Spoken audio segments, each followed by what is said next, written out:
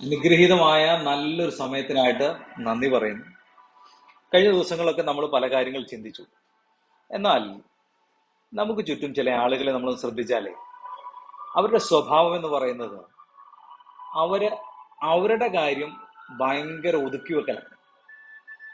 അവരുടെ വ്യക്തിപരമായ കാര്യങ്ങൾ, അതുപോലെ തന്നെ അവരുടെ ഫാമിലി, അതുപോലെ അവരുടെ കുഞ്ഞുങ്ങൾ, അവരുടെ എന്ന് പറയുന്ന ഒരു ലോകമുണ്ടല്ലോ.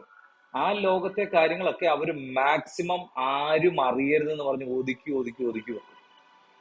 എന്നാൽ ഈ ഒതുക്കി വെക്കുന്നത് പെട്ടെന്ന് എന്ത് ചെയ്യുന്നറിയാമോ? ഒരു സുപ്രഭാതത്തിൽ അത് വെളിച്ചത്ത് വരും. എന്നാൽ ഇവരും അറിയത്തില്ല, ആ സാധനം വെളിച്ചത്തിൽ വന്ന കാര്യം അറിയത്തില്ല.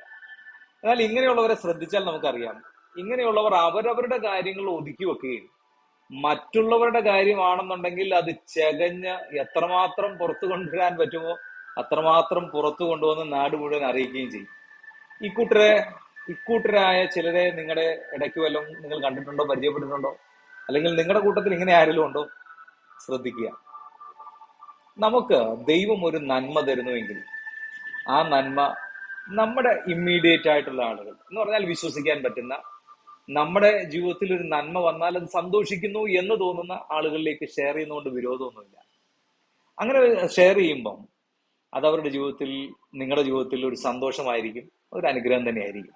മറിച്ച് നിങ്ങളുടെ ജീവിതത്തിൽ ഒരു നന്മ വന്നിട്ട് ഇത് മറ്റുള്ളവരോട് പറയാതിരുന്നാൽ, ഞാൻ ഉദ്ദേശിച്ചത് ഇമ്മീഡിയറ്റ് ആയിട്ടുള്ള ആളുകളോട് പറയാതിരുന്നാൽ, അവരിത് പിന്നത്തേതിൽ വെളിയിൽ നിന്ന് അറിയുമ്പോഴുണ്ടല്ലോ, അവർക്ക് വല്ലാത്തൊരു വിഷമം നിങ്ങളോടും തോന്നും, മാനസികമായിട്ടും തോന്നും.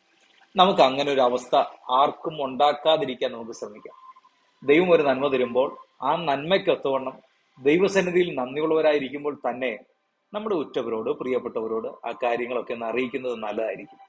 അതുകൊണ്ട് നമ്മുടെ ആ ഇടുങ്ങിയ മനസ്സും ഇടുങ്ങിയ ചിന്താഗതിയൊക്കെ മാറ്റിയിട്ട് ഒരു വിശാല ഹൃദയത്തിലേക്ക്, വിശാല മനസ്സിലേക്ക് വന്നാൽ ഒരു വിശാലമായ ഒരു അനുഗ്രഹം നമ്മുടെ ജീവിതത്തിൽ വന്നു കയറുവാനിടയായിട്ട്, നമ്മൾ എത്രമാത്രം ഇടുങ്ങുന്നോ അത്രമാത്രം നമ്മുടെ ജീവിതവും ഇടുങ്ങി ഇടുങ്ങി ഇടുങ്ങിപ്പോവും.